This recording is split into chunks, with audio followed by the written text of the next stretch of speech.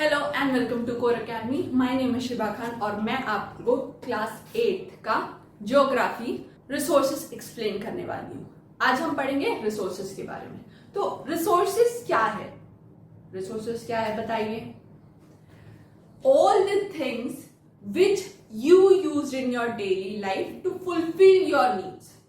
वो हर चीज जो आप अपनी डेली लाइफ में यूज करते हैं ताकि अपनी नीड्स को फुलफिल कर सके, उन्हें हम रिसोर्सेज कहते हैं। फॉर एन एग्जाम्पल, वाटर चाहिए ना आपको पानी पीने के लिए, है ना? खाना खाने के लिए फूड चाहिए ना, पढ़ाई करने के लिए बुक्स चाहिए। तो ये सारी चीजें हैं रिसोर्सेज। ठीक है, आगे देखते हैं। What is resources? अभी मैंने आपको बताया all the things which are useful to fulfil our needs is resources. Example, तो आप कहीं ना कहीं ये क्वेश्चन बन सकता है, तो reminder, what is utility? Utility होती क्या है? आपके बुक में कुछ वर्ड्स दिए गए हैं, तो मैं ये कोशिश कर रही हूँ कि उन वर्ड्स को एक्सप्लेन करूँ आपके लिए। रिसोर्सेज आपको समझ में आ गया होगा। यूटिलिटी क्या होता है? The simple meaning of utility is uses. ठीक है, यूज करना, किसी चीज को यूज करना। Anything which have been used by you is utility. वो हर चीज जो आपके यूज में आए वो यूटिलिटी, जो यूज कहलाए utility. Is that clear? What is value? आप अभी मुझे बताएंगे कि वैल्यू क्या है। सबको पता है ना, वैल्यू मीन्स वर्थ। रिसोर्सेज की वैल्यू क्या है देखते हैं। All the resources have value. All the resources have value. For an example लेते हैं, एक रिसोर्सेज है गोल्ड। गोल्ड एक रिसोर्स है, उसकी एक वैल्यू है ना, है ना? तो उसी तरह हर रिसोर्स के वैल्यू होते हैं। जैसे मैं एक एग्जांपल देती हूं, गोल्ड एक रिसोर्स है। ठीक है, गोल्ड एक रिसोर्स है, उसकी वैल्यू है ना? आज के डेट में गोल्ड की वैल्यू है। मान लेते हैं कहीं एक बहुत ही प्यारा लैंडस्केप है, मींस माउंटेनियस एरिया है, वहीं पे वाटर रिवर फ्लो हो रही है ना? ये सारी चीज है। हालांकि उसमें पैसे नहीं लगे हुए हैं, but for some mankind these things are important. जो नेचुरल थिंग्स से प्यार करता है उन लोगों के लिए वो जगह बहुत ही इंपॉर्टेंट है। तो देखा आपने, वैल्यू किसी पर्सन के लिए गोल्ड वैल्यू करेगा तो किसी पर्सन के लिए वो लैंडस्केप वैल्यू करेगा। ठीक है, आपको समझ में आया? अब हम पढ़ेंगे important factors of resources.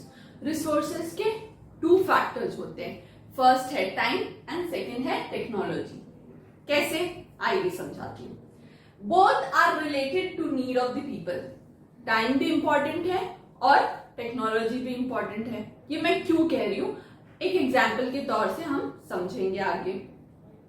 People are important resources to themselves.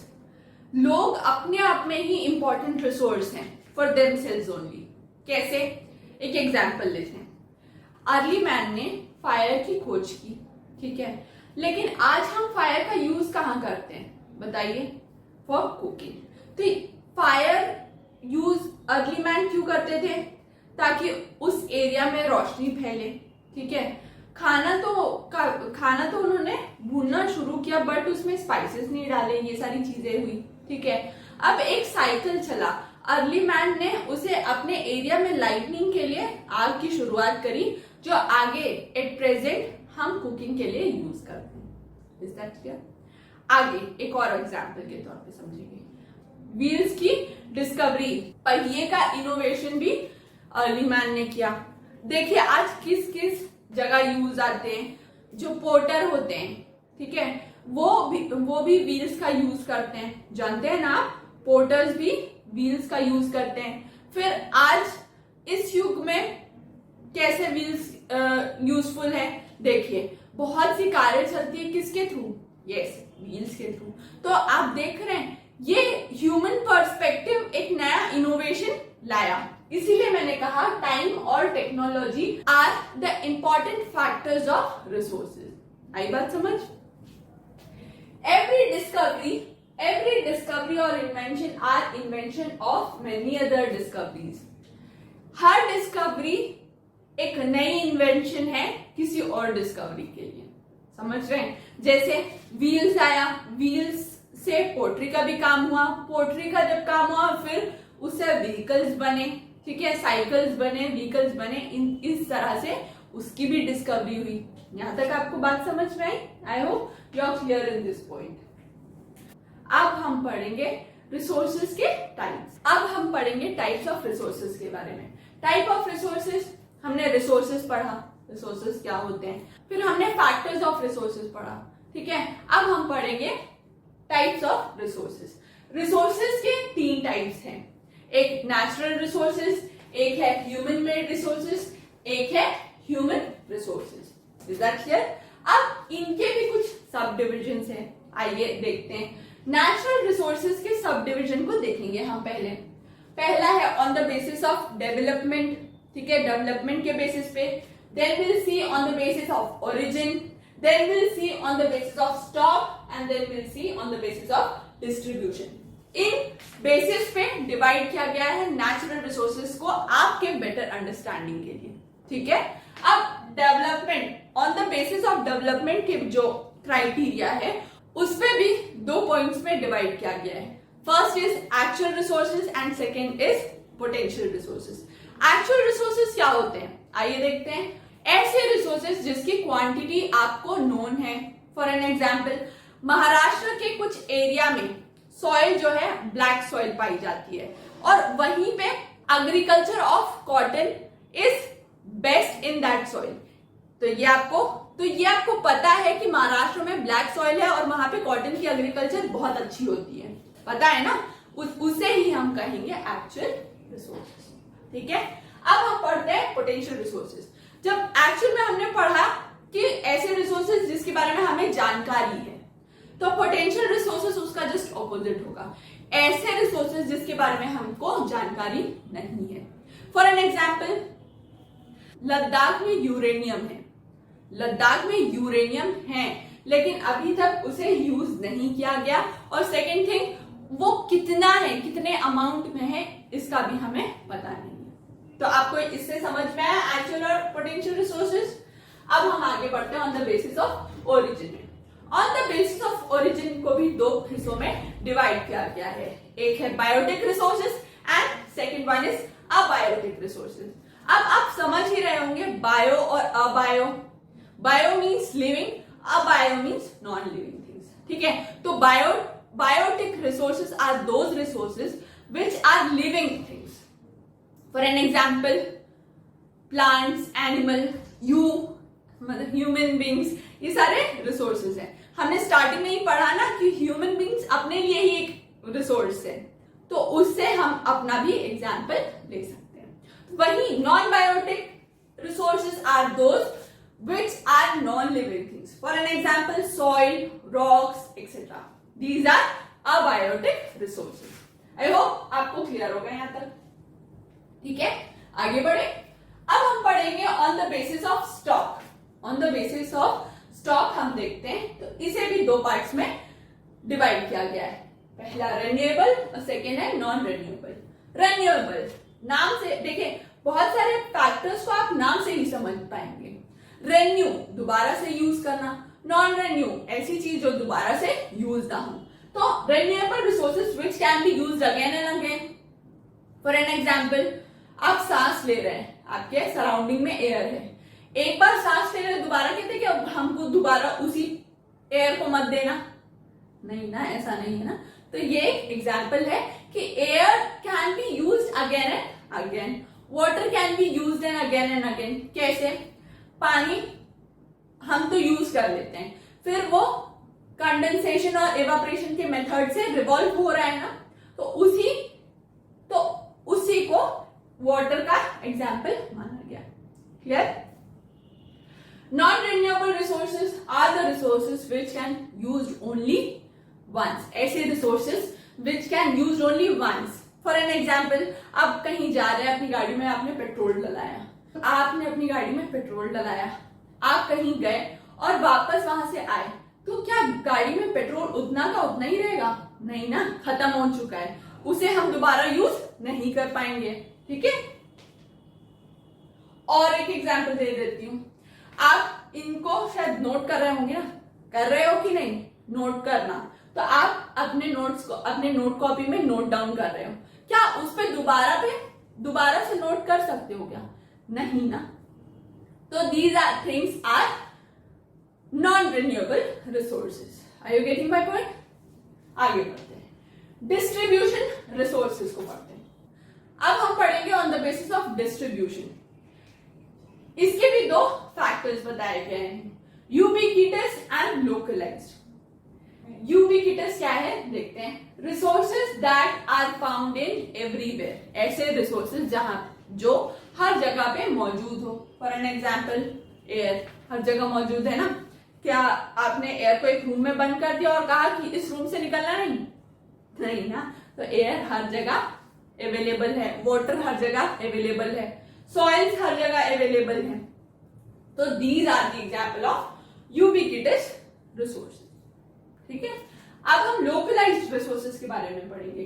Those resources that are found in certain place, ऐसे रिसोर्सेज जो कुछ ही जगह पे पाए जाते हैं। फॉर एन एग्जाम्पल कर्नाटका के कुछ एरिया में गोल्ड की अवेलेबिलिटी है। अब आप गोल्ड ढूंढने जम्मू एंड कश्मीर तो नहीं जाओगे ना, अगर जाओगे तो वहां कुछ नहीं मिलेगा। Is that clear? तो गोल्ड की अवेलेबिलिटी जहां जिस एरिया में है वो उसी जगह पे मिलेगा। For an example coal, gold, iron ore, है ना। तो इस तरह से हमने नेचुरल रिसोर्सेज के इन डिविजन्स को और सब डिविजन्स को कंप्लीट कर लिया। आगे बढ़ते हैं, अब हम पढ़ेंगे ह्यूमन मेड रिसोर्सेज को। Human made resources, types of resources में हमने पढ़ा there are 3 types of resources, natural resources, human made resources and human resources. तो नेचुरल रिसोर्सेज को तो हमने पढ़ लिया, अब हम पढ़ेंगे ह्यूमन रिसोर्सेज और ह्यूमन मेड रिसोर्सेज और ह्यूमन रिसोर्सेज को। तो ह्यूमन मेड रिसोर्सेज क्या है? ऐसे रिसोर्सेज जो नेचुरली हो बट ह्यूमन उनकी इम्प्यूरिटीज को एक्सट्रैक्ट करे। समझ में आ रही बात? एक एग्जाम्पल के तौर पे समझते हैं, गोल्ड क्या आपको ज्वेलरी की फॉर्म में मिलता है, क्या अवेलेबल होता है? नहीं, वो एक स्टोन की फॉर्म में होता है, फिर उसको उसमें से सारी इम्प्यूरिटीज निकाली जाती है, उसे एक ढांचे में डाला जाता है, तभी तो हमारे यूज आता है इन अ काइंड ऑफ ऑर्नामेंट्स और इन सारी चीजों में। समझ रहे मेरी बात को? एक और एग्जाम्पल लेते हैं, डायमंड कितना बड़ा होता है ना, उसमें से भी बहुत सारी इम्प्यूरिटीज को एक्सट्रैक्ट करते हैं, फिर उसे हम यूज में लाते हैं in the kind of making ornaments, इन सारी चीज से। ठीक है, उसी तरह आयरन ओर को भी एक्सट्रैक्ट किया जाता है। आयरन ओर प्रेजेंट होता है हमारे नेचर में, आयरन के इम्प्यूरिटीज, आयरन को सेफ रख के उसकी इम्प्यूरिटीज को एक्सट्रैक्ट किया जाता है, फिर उसे हम यूज में लेके आते हैं। आई आपको बात समझ?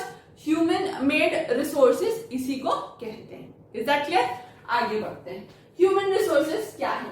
People make best out of the resources, ऐसी चीजें जिसे लोग अपने यूज में लेके आए। For an example would say paper मिलता है, पेपर से न्यूज़पेपर बनाया, किसने बनाया? ह्यूमन ने बनाया। वुड तो नेचुरल रिसोर्सेज था, वुड को पेपर में कन्वर्ट किया और पेपर को हम अपने एज अ न्यूज़पेपर ले लीजिए, कॉपीज ले लीजिए, इन टर्म्स में कन्वर्ट किया। फिर हमने एक और एग्जाम्पल की तरफ चलते हैं, एग्रीकल्चर लैंड हमारे पास अवेलेबल था, वहां पे हमने क्रॉपिंग करी, फिर हमारे पास फूड ग्रेन आए, है ना। फूड ग्रेन्स नेचुरली तो अवेलेबल नहीं होंगे ना, समझ रहे मेरी बात को? तो इस तरह से हम तीनों डिविजन्स कंप्लीट करते हैं, natural resources, human made resources और ह्यूमन रिसोर्सेज को हम कंप्लीट करते हैं। आगे बढ़ते हैं, अब हम पढ़ेंगे इस चैप्टर का last topic, what is resources conservation. Resources conservation क्या होता है, आइए देखते हैं। Using resources carefully and giving them time to renew. Resources को हमें बहुत केयरफुली यूज करना चाहिए और उसे रिन्यू होने में हमें टाइम देना चाहिए। जैसे plastics are really harmful for our lives, तो प्लास्टिक का यूज टोटली बैन होना चाहिए और उसे हम रीयूज नहीं कर सकते और उसे सॉइल में ही डिस्कार्ड होने में काफी वक्त लगता है। तो इसीलिए हम ये कहते हैं कि प्लास्टिक का यूज बैन होना चाहिए। Plastic, we should not use those plastics. Is that clear? What is sustainable development? It's an important question. Mark down. Okay. Balancing the needs to use resources. हमको resources को इस तरह से use करना चाहिए ताकि वो फ्यूचर में खत्म ना हो। उसे बैलेंस्ड यूज करना चाहिए, ठीक है? And also conserve them for the future. Resources को आप सेव करिए ताकि हमारे फ्यूचर जनरेशन भी उसका यूटिलाइजेशन कर सके। आई बात समझ में? सस्टेनेबल डेवलपमेंट क्लियर है, रिसोर्सेज कंजर्वेशन क्लियर है आपको? इस तरह से हम चैप्टर को एंड करते हैं। अगर इस चैप्टर से रिलेटेड आपको कोई डाउट हो तो please let me know. I will be happy to help you. Till then, thank you.